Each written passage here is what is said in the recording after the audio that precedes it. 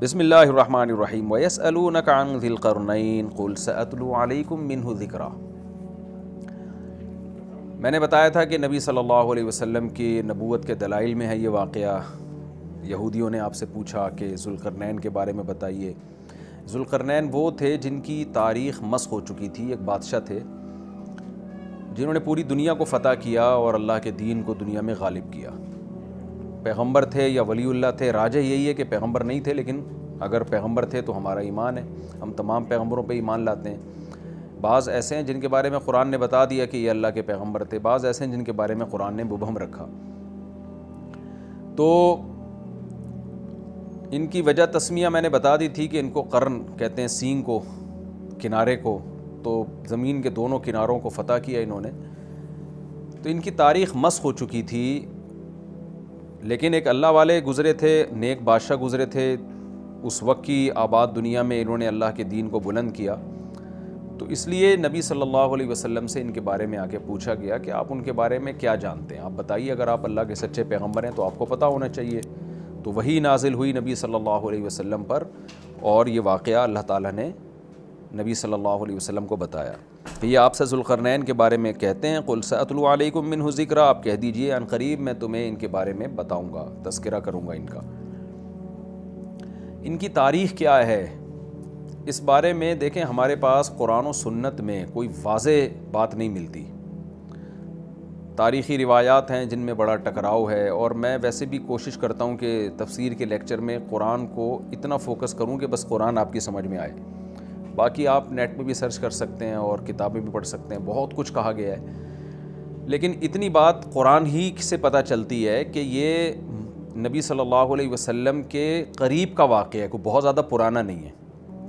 اور یہ قرآن میں اشارہ ایسے ملتا ہے کیونکہ ذوالقرنین مشرق کی طرف بھی گئے، زمین کا بالکل مشرقی حصہ جہاں آبادی ختم ہو رہی ہے، یا یوں کہہ سکتے ہیں کہ آبادی جہاں سے شروع ہو رہی ہے، اور بالکل زمین کے مغربی حصے میں بھی گئے جہاں آبادی ختم ہو رہی ہے، اور شمال کے حصے میں بھی گئے جہاں شمال میں اینڈ جو تھا آبادی کا۔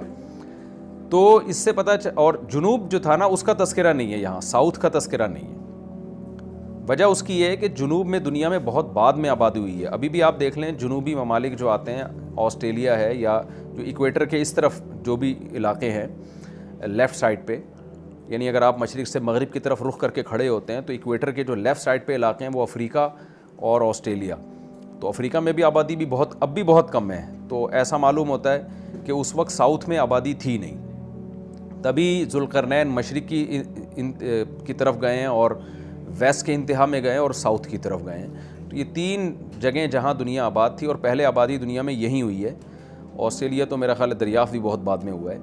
تو ان ملکوں میں ذوالقرنین نہیں گئے، لیکن یہ ان جگہوں پہ ذوالقرنین نہیں گئے، یعنی تین جگہوں پہ بہت زیادہ آبادی تھی اس وقت۔ تو یہ آبادی کا ہونا اس کی علامت ہے کہ یہ کوئی بہت زیادہ پرانا تاریخی واقعہ نہیں ہے کہ جس وقت دنیا کے مخصوص علاقوں میں آبادی تھی۔ ہمیں قرآن سے پتہ چلتا ہے کہ دنیا میں جو سب سے پہلے آبادی جہاں زیادہ پھیلی ہے، یہ وہ علاقے ہیں جو شمال کی طرف ہیں زمین کے، یعنی شمال کی طرف، جیسے ایکویٹر کے رائٹ سائڈ پہ، اگر آپ مشرق سے مغرب کی طرف رخ کر کے کھڑے ہوتے ہیں تو ایکویٹر کے جو رائٹ سائڈ ہے اور مغربی، یہ دو، یعنی شمال میں، نارتھ میں اور ویسٹ میں، اس طرف دنیا میں اولین آبادی اس طرف ہے، تبھی زیادہ تر پیغمبروں کے واقعات بھی یہیں سے متعلق ہیں، اور یہاں جو قدیم انسانی تہذیب اور جو قدیم آبادی کے آثار بھی یہیں سے زیادہ ملتے ہیں۔ تو اتنی بات بہرحال ثابت ہو گئی کہ یہ علاقے اس وقت آباد تھے، تو ظاہر ہے یہ کوئی بہت پرانا واقعہ نہیں ہے، یہ نبی صلی اللہ علیہ وسلم کے دور کے قریب کا واقعہ ہے، یا کم سے کم یہودیوں، یعنی حضرت ابراہیم علیہ السلام کے دنیا میں آنے کے بعد کا واقعہ ہے، کیونکہ بہت بڑی آبادی پر یہودیوں کی حکومت تھی، تو اسی دور کے کوئی یہ بادشاہ گزرے ہیں کہ انہوں نے بھی بہت بڑا علاقہ فتح کیا۔ وَيَسْأَلُونَكَ عَنْ ذِي الْقَرْنَيْنِ، یا آپ سے ذوالقرنین کے بارے میں پوچھتے ہیں، آپ ان کو بتا دیجئے کہ ان قریب میں اس کا تذکرہ تم سے کروں گا۔ اِنَّا مَكَّنَّا لَهُ فِي الْأَرْضِ، ہم نے ان کو زمین میں ٹھکانہ دیا تھا، وَآتَيْنَاهُ مِنْ كُلِّ شَيْءٍ سَبَبًا، اور ہر طرح کے وسائل ہم نے ذوالقرنین کو دیے تھے۔ فَأَتْبَعَ سَبَبًا، آپ نے راستوں کو اختیار کیا یا وسائل کو اختیار کیا، ان وسائل کو اختیار کر کے جہاد کیا اللہ کے راستے میں، حتیٰ اذا بلغ مغرب الشمس، جب سورج غروب ہونے کی جگہ پہنچے، وجدہا تغرب فی عین حمیۃ، آپ نے اس کو سیاہ پانی میں غروب ہوتے ہوئے پایا۔ مغرب شمس کا مطلب ظاہر ہے جہاں سورج غروب ہوتا ہے وہاں تو دنیا میں کوئی جا ہی نہیں سکتا، زمین گول ہے، وہ تو گھومتا ہی رہے گا، ہر جگہ ہی سورج غروب ہو رہا ہوتا ہے۔ لیکن آج بھی دنیا میں مشرقی ممالک اور مغربی ممالک کہلاتے ہیں، جیسے قرآن میں آتا ہے نا، وَأَوْرَثْنَا الْقَوْمَ الَّذِينَ كَانُوا يُسْتَضْعَفُونَ مَشَارِقَ الْأَرْضِ وَمَغَارِبَهَا الَّتِي بَارَكْنَا فِيهَا، کہ ہم نے بنی اسرائیل کو وارث بنا دیا جو ضعیف سمجھے جاتے تھے، زمین کے مشرقوں کا بھی اور زمین کے مغربوں کا بھی۔ تو مشرقوں اور مغربوں سے کیا مراد ہے؟ وہ آبادی جو ایسٹ کی طرف ہے اور وہ آبادی جو ویسٹ کی طرف ہے۔ تو یہ مطلب ہے مشرق اور مغرب کا۔ تو قرآن کے مشرق سے یہی مراد ہوتا ہے کہ وہ آبادی جو ایسٹ کی طرف، آج جس کو ایسٹ کہتے ہیں، اور وہ آبادی جو ویسٹ کی طرف۔ تو سورج کے غروب ہونے کی جگہ کا مطلب کیا؟ مطلب وہ آباد علاقہ، آخری علاقہ جہاں سورج غروب ہو جاتا ہے۔ جب ہم زمین کے بیچ میں کھڑے ہوتے ہیں تو وہ ویسٹ کا علاقہ جہاں اس کے بعد پھر آبادی نہیں ہے، تو یہ مغرب الشمس سے مراد ہے۔ وجدہا تغرب فی عین حمیہ، یعنی آپ تو علاقے فتح کرتے چلے جا رہے تھے، تو جہاں آبادی بالکل ختم ہو گئی تو آپ نے سورج کو پایا، محسوس کیا کہ وہ عین چشمے کو بھی کہتے ہیں اور مطلق پانی کو بھی کہتے ہیں، سمندر کو بھی کہتے ہیں۔ اصل اطلاق تو اس کا چشمے پر ہوتا ہے، لیکن اس کا عربی لغت میں ہی ہر طرح کے پانی پر بھی اس کا اطلاق ہوتا ہے۔ تو زیادہ تر مفسرین اس طرف گئے ہیں کہ اس سے مراد ہے سمندر، یعنی سمندر میں ڈوبتا ہوا پایا۔ مطلب یہ کہ آگے آبادی ختم ہو رہی تھی اور آپ مزید آگے جا نہیں سکے، تو آپ نے اس کو حمآ سے نکلا ہے۔ حمآ عربی میں کوئلے کو کہتے ہیں، گرم کوئلہ جو ہوتا ہے سیاہ، تو حمیہ سیاہی والا، یعنی سیاہی والا پانی۔ تو اس سیاہی والے پانی سے بلیک کلر بھی مراد ہو سکتا ہے، یہ کیچڑ پہ بھی اس کا اطلاق ہوتا ہے، کیونکہ کیچڑ مٹی کے ساتھ جب ملا ہوا ہوتا ہے نا تو وہ بھی پانی سیاہ نظر آتا ہے۔ اور اس سے مراد یہ بھی، سیاہ کا اطلاق عربی میں جو بھی گہرا کلر ہوگا نا اس کو بھی عربی میں سودا کہا جاتا ہے، اسود کہا جاتا ہے، تو اس پر بھی اطلاق ہو سکتا ہے۔ خلاصہ یہ نکلے گا کہ جب وہ پانی میں سورج ڈوب رہا تھا تو وہ پانی کا رنگ گہرا تھا۔ اب اس کی بہت ساری تفسیریں کی گئی ہیں کہ کیا مراد ہے اس سے، واللہ عالم۔ یہ تو جب کوئی مغربی علاقوں میں جائے، وہاں کھڑے ہو کر ریسرچ کرے اور وہاں ڈوبتا ہوا دیکھے تو پتہ چلے گا۔ بہرحال انسان کو ایسا ہی لگتا ہے جب وہ سمندر کے کنارے کھڑا ہوتا ہے تو وہ پانی سمندر میں ڈوب رہا ہوتا ہے۔ اب دیکھیں یہاں بعض لوگوں نے قرآن پہ اعتراض کیا ہے کہ سورج تو پانی میں نہیں ڈوبتا، سورج تو گول ہی گھومتا رہتا ہے۔ تو قرآن نے یہ نہیں کہا کہ سورج پانی میں ڈوب رہا تھا، بلکہ قرآن نے کہا وجدہا، ذوالقرنین نے پایا ایسا، ذوالقرنین کو ایسا لگا کہ پانی میں ڈوب رہا ہے۔ تو یہ میں سمجھتا ہوں خود قرآن کی صداقت کی دلیل ہے کہ اس وقت دنیا یہ سمجھتی تھی کہ سورج کوئی خاص جگہ ہے جہاں جا کے غائب ہو جاتا ہے اور پھر مشرق سے طلوع ہوتا ہے، کسی جگہ سے نکل رہا ہوتا ہے۔ اس وقت دنیا، جب اسلام دنیا میں آیا تو اتنی زیادہ، خاص طور پہ عرب کے بدوؤں کے پاس، عربوں کے پاس اتنی نالج نہیں تھی کہ زمین گول ہے اور سورج اسی طرح چکر لگائے چلا جا رہا ہے۔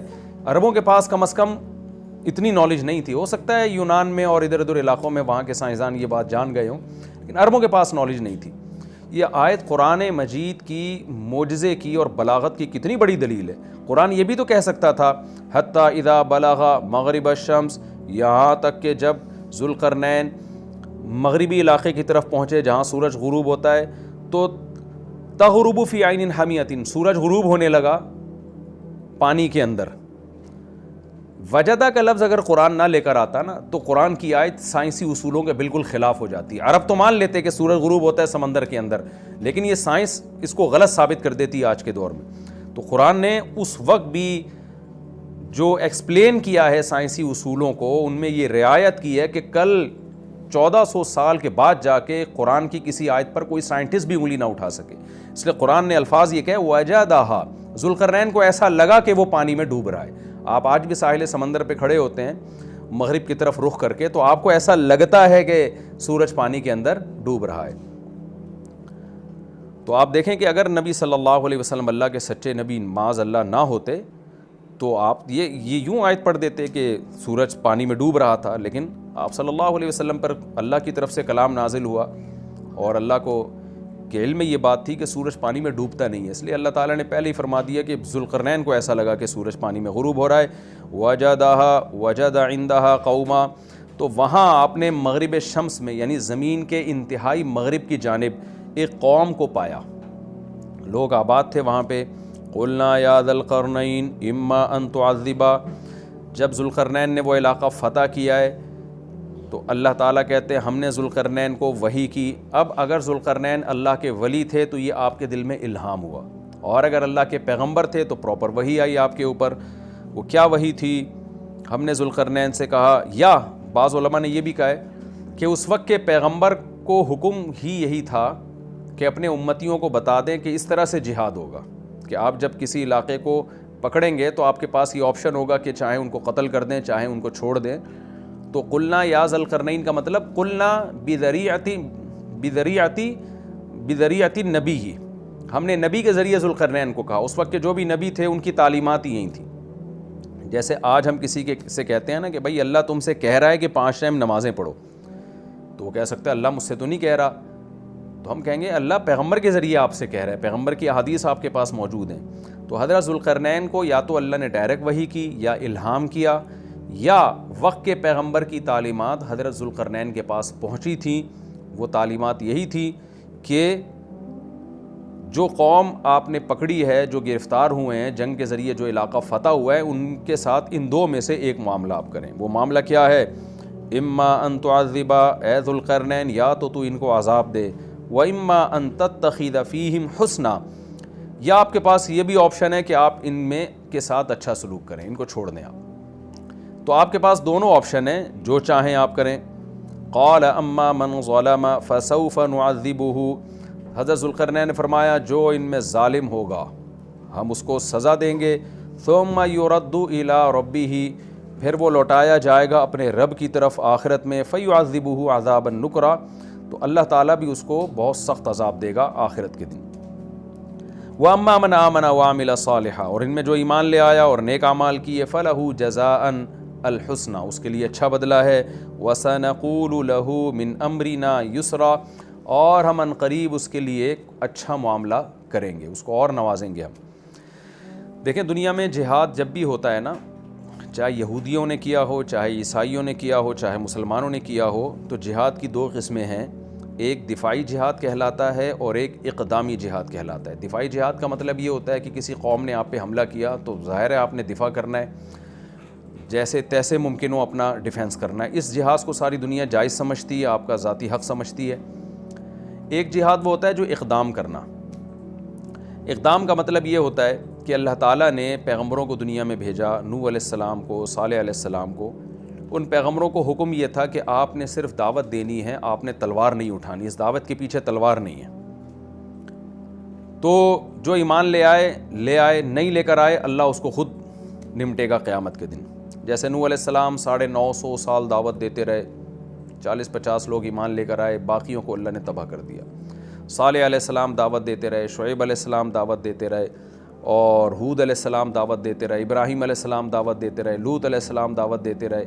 ان تمام پیغمبروں کی دعوت کے پیچھے تلوار نہیں تھی. حضرت موسیٰ علیہ السلام بھی دعوت دیتے رہے، اس کے پیچھے بھی تلوار نہیں تھی. لیکن جب فرعون تباہ برباد ہو گیا، غرق ہو گیا، پھر موسیٰ علیہ السلام کے پاس ایک ریاست آئی چھوٹی سی. پھر موسیٰ علیہ السلام کو اللہ نے حکم دیا کہ اب آپ تلوار لے کے جہاد کریں. تو ہم پچھلی امتوں میں دیکھتے ہیں جہاد کا حکم ہمیں نہیں ملتا، لیکن ہم موسیٰ علیہ السلام اس قرآن میں اگر ہم دیکھتے ہیں تو موسیٰ علیہ السلام کے دور سے ہمیں لگتا ہے کہ باقاعدہ تلوار کا تذکرہ ملتا ہے کہ اللہ تعالیٰ نے حضرت موسیٰ کو حکم دیا کہ اپنی قوم کو کہیں کہ قوم عمالقہ پہ آپ جا کے لڑائی کریں. پھر مشہور واقعہ ہے کہ یہودیوں نے کہا کہ ہم سے نہیں لڑا جاتا، جس پہ ان کو سزا ملی ہے، اور وادی عتیق میں 40 سال وہ دھکے کھاتے رہے. تو وہاں قوم عمالقہ نے کوئی حملہ نہیں کیا تھا موسیٰ علیہ السلام پر، بلکہ موسیٰ علیہ السلام کو خود حکم تھا کہ آپ نے ان کے اوپر حملہ کرنا ہے. اس کے بعد جو سلیمان علیہ السلام کی تاریخ ہے، داؤد علیہ السلام کی تاریخ ہے، یہاں اسٹیٹ تھی اور باقاعدہ یہاں سے حملے ہوتے رہے ہیں دوسری ریاستوں پر، جس کی وجہ سے یہودیوں کی ایک بہت بڑی ریاست دنیا میں قائم ہو گئی. تو یہ کہلاتا ہے اقدامی جہاد. اس کا فلسفہ یہ ہے کہ یہ زمین اللہ کی ہے، تو اللہ تعالیٰ صرف انسانوں سے یہ مطالبہ نہیں کرتے کہ جو ایمان لانا چاہے لے آئے، جو نہ لانا چاہے اس کو اپنے حال پہ چھوڑ دو.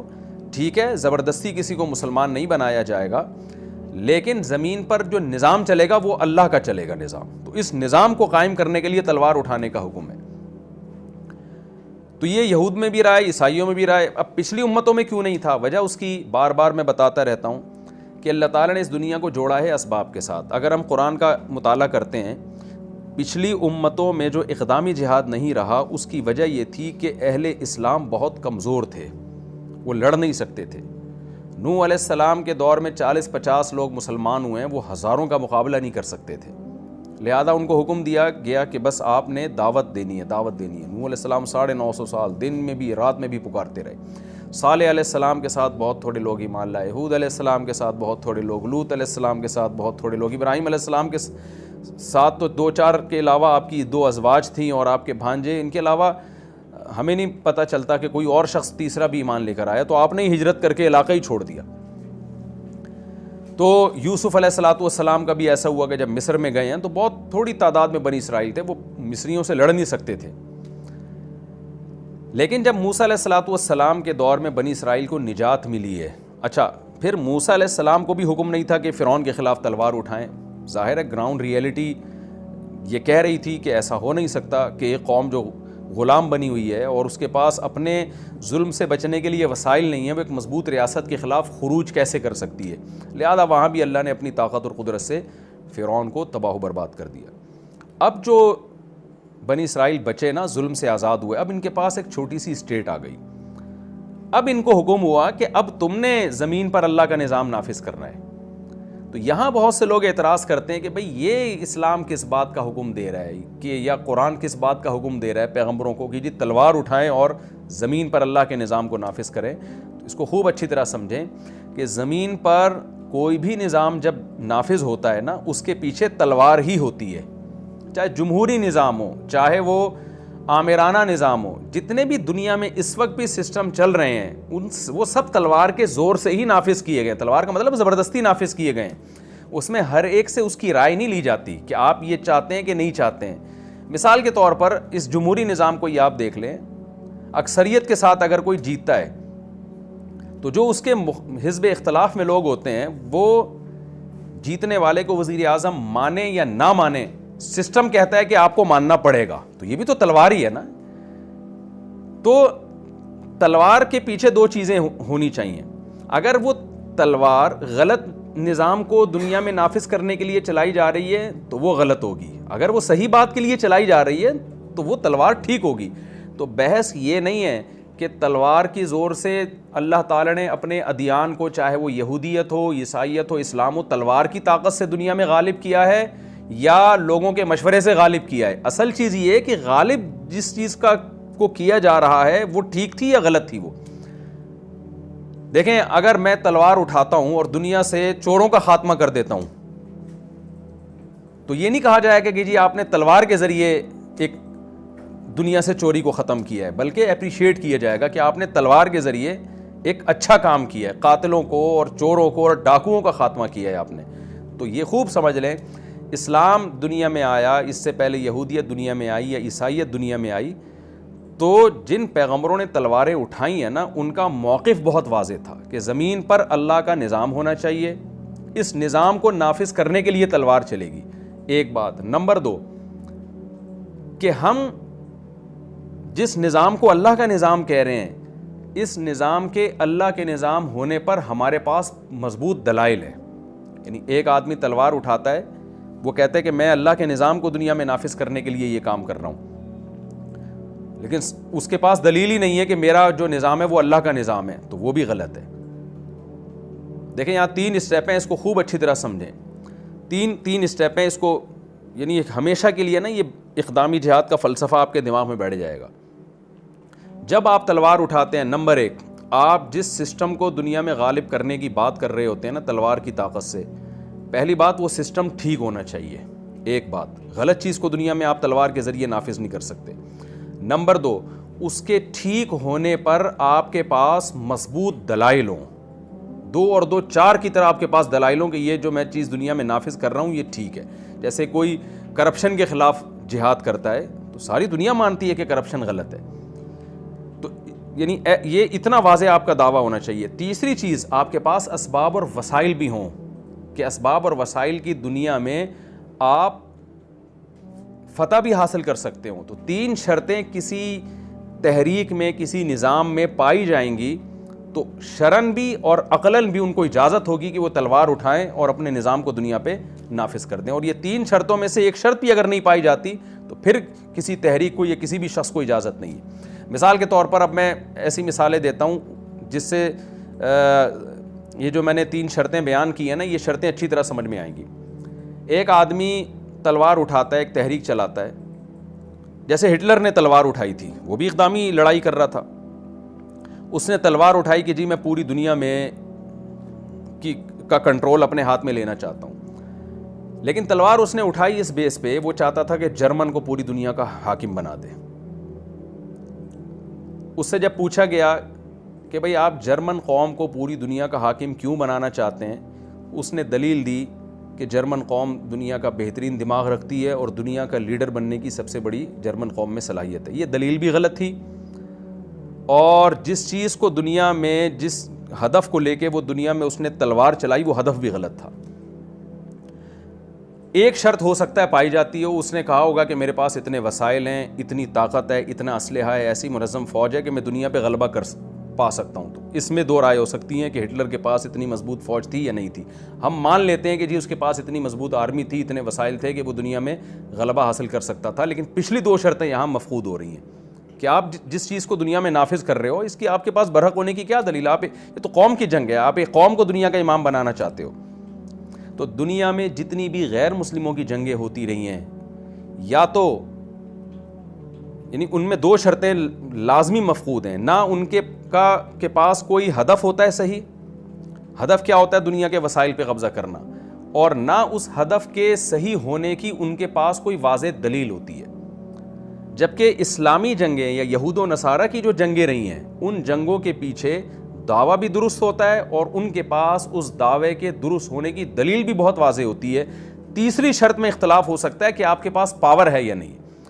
تو جتنی بھی جنگیں دنیا میں ہوئی ہیں، جو مذہب کے نام پہ جنگیں ہوئی ہیں، اگر ان جنگوں میں مذہب ٹھیک تھا اور جو مذہب کے نام پہ جنگ کرنے والے لوگ تھے ان کے پاس اپنے مذہب کے برحق ہونے کے دلائل بھی 2 اور 2 4 کی طرح بالکل واضح تھے، اور ان کے پاس اتنی طاقت بھی تھی کہ لڑائی کے بعد فساد برائے فساد نہیں ہوگا بلکہ وہ علاقوں پہ قبضہ کر لیں گے، تو پھر ایسی جنگ ان کے لیے بالکل جائز تھی. دنیا میں کوئی عقل مند اس کو غلط نہیں کہہ سکتا.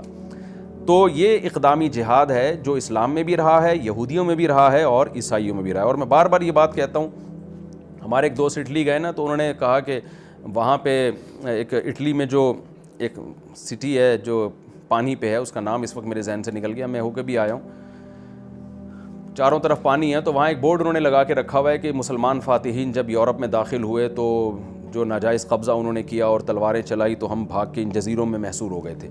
تو میرے دوست نے مجھے اٹلی سے فون کیا کہ یہ 2 مسلمان فاتحین کے بارے میں اس طرح کے بورڈز پہ یہاں چیزیں لکھی ہوئی ہیں. میں نے ان سے کہا کہ ان سے آپ یہ کہنا کہ یورپ جو عیسائیوں کے ہاتھ میں آیا نا، تو وہ بھی فاتحین ہی آئے تھے، وہاں پہ یہودیوں کو بھگایا تھا ان فاتحین نے. تو آپ نے جو یورپ پہ قبضہ کیا تھا وہ بھی مذہب کی بیس پہ کیا تھا کہ آپ کے پیچھے عیسیٰ علیہ السلام کی دعوت تھی اور آپ کا یہ ہدف تھا کہ حضرت عیسیٰ برحق نبی ہیں، اور جو نبی برحق ہوتا ہے اسی کی تعلیمات کو دنیا میں ہم نے غالب کرنا ہے. تو آپ کے مقابلے میں یہودی کھڑے ہوئے، آپ نے یہودیوں سے علاقے چھین کے ان پہ قبضہ کیا. تو اس لیے یہ احتجاج کا حق تو یہودیوں کو ہونا چاہیے کہ ہم سے علاقے چھینے گئے ہیں. پھر ہم یہودیوں کی طرف آتے ہیں تو یہودی اگر کہے گا ہم پہ ظلم ہوا، عیسائیوں نے جنگیں لڑ کے ہم سے ہمارے علاقے چھینے، تو ہم یہودیوں سے بھی یہ کہیں گے کہ جناب آپ نے بھی داؤد علیہ السلام اور سلیمان علیہ السلام کی قیادت میں جہاد ہی کیا تھا. اس وقت آپ کا دعویٰ یہ تھا کہ داؤد علیہ السلام کا دین سچا ہے، سلیمان علیہ السلام کا دین سچا ہے، موسیٰ علیہ السلام کا دین سچا ہے، لہذا اس دین کو دنیا میں غالب ہونا چاہیے. اور آپ کے پاس اس کے برحق ہونے کے دلائل بھی تھے اور آپ کے پاس طاقت بھی تھی اور یہ مذہب بھی واقعی برحق تھا، لہذا آپ کا حق تھا کہ آپ دنیا پہ حکومت کریں. تو آپ نے حکومت کی. تو اب یہی دعویٰ پھر اسلام کا بھی دعویٰ ہے کہ محمد صلی اللہ علیہ وسلم برحق نبی ہیں، اور مسلمانوں کے پاس آپ صلی اللہ علیہ وسلم کے نبی ہونے کے اور اسلام کے سچے ہونے کے 2 اور 2 4 کی طرح واضح روشن دلائل بھی ہیں، اور مسلمانوں کے پاس پاور بھی تھی لڑنے کی. 100% پاور کا ہونا تو ضروری نہیں ہے، آدھی پاور بھی ہو تو قرآن نے مدد کا وعدہ کیا ہے، تو جذبہ بھی تھا، تو اسی جذبے کے تحت اگر مسلمانوں نے آپ کے علاقوں پہ قبضہ کر لیا تو کوئی نیا کام نہیں ہوا ہے، وہی کام ہوا ہے جو یہودی پہلے مشرکین کے خلاف کرتے رہے، پھر عیسائی یہودیوں کے خلاف کرتے رہے، اور اس کے بعد مسلمان فاتحین پھر دونوں کے خلاف کرتے رہے ہیں، تو کوئی اچنبھے کی بات نہیں ہے، تو یہ دنیا کا رواج بھی ہے اور عقل بھی اسی کو درست کہتی ہے۔ اور پھر ہم جو مشرکین ہیں، جو اقدامی جہاد کے قائل نہیں ہیں، جو بت پرست ہیں، ان کی بھی ماضی اگر تاریخیں اٹھا کے دیکھیں تو ان کے پاس بھی آج جتنے علاقے ہیں وہ بھی سارے تلوار کی طاقت سے ہی انہوں نے فتح کی ہیں۔ یہ تو جمہوری نظام دنیا میں اب آیا ہے، پہلے تلواریں ہی چلتی رہی ہیں۔ محمد بن قاسم کے بارے میں کہا جاتا ہے نا کہ یہ علاقہ تو راجہ داہر کا تھا، محمد بن قاسم نے وہاں سے آ کے سندھ پہ حملہ کر کے جبراً سندھ کو فتح کر کے اسلام میں اور اسلامی ریاست میں داخل کیا، تو یہ تو اصل میں تو ہندوؤں کا تھا اور راجہ داہر کا تھا۔ تو وہاں بھی ہے کہ راجہ داہر کون سا الیکشن کے ذریعے آیا تھا، راجہ داہر بھی تلوار کی طاقت سے ہی اس نے ان علاقوں پہ قبضہ کیا تھا، تو تلوار ہی کی طاقت سے دنیا میں حکومتیں ہمیشہ قائم ہوئی ہیں۔ یہ تو ایک دفعہ جب قائم ہو گئیں تو بڑی جنگوں سے روکنے کے لیے پھر آپس میں ان کے ایگریمنٹ ہوئے کہ ہم ایک دوسرے کے خلاف لڑیں گے نہیں۔ تو یہ میں نے پوری جو لمبی چوڑی تقریر کی ہے نا آپ کے سامنے، یہ اسلام کے اقدامی جہاد کو سمجھانے کے لیے۔ تو مسلمان فاتحین جو اللہ کے نیک بندے ہیں یہ ہمیشہ سے رہے ہیں، جن میں ایک ذوالقرنین ہے، تو اللہ نے حضرت ذوالقرنین کا واقعہ یہ سمجھانے کے لیے بھی بیان کیا ہے کہ الذین آمنوا یقاتلون فی سبیل اللہ والذین کفروا یقاتلون فی سبیل الطاغوت۔ دنیا میں ہمیشہ تلوار چلی ہے، چلی کس کام کے لیے؟ جو ایمان والے ہیں انہوں نے قوم پرستی کے لیے، وسائل پہ قبضہ کرنے کے لیے تلوار نہیں چلائی، بلکہ اللہ کے نظام کو دنیا میں غالب کرنے کے لیے چلائی۔ والذین کفروا یقاتلون فی سبیل الطاغوت، اور جو خدا کو نہیں ماننے والے انہوں نے بھی تلواریں چلائی ہیں لیکن شیطانی نظام کو دنیا میں نافذ کرنے کے لیے۔ تو ذوالقرنین کا واقعہ بھی جو اصل سبق ہمیں اس سے ملتا ہے وہ یہ ملتا ہے کہ اللہ کے نیک بندوں نے تلواریں اٹھائی ہیں اور دنیا میں اللہ کے نظام کو نافذ کیا ہے۔ اور یہ ٹاپک میں ایک بات پہ ختم کرتا ہوں، وہ یہ کہ اگر کوئی غیر مسلم کہتا ہے نا کہ اسلام تلوار کے زور سے پھیلا ہے، تو آپ اس کو یہ کہہ دیا کریں کہ اسلام نے تلوار کے زور سے نمازوں کو پھیلایا، توحید کو پھیلایا، دنیا سے زنا کو ختم کیا، شراب کو ختم کیا، سودی نظام کو ختم کیا۔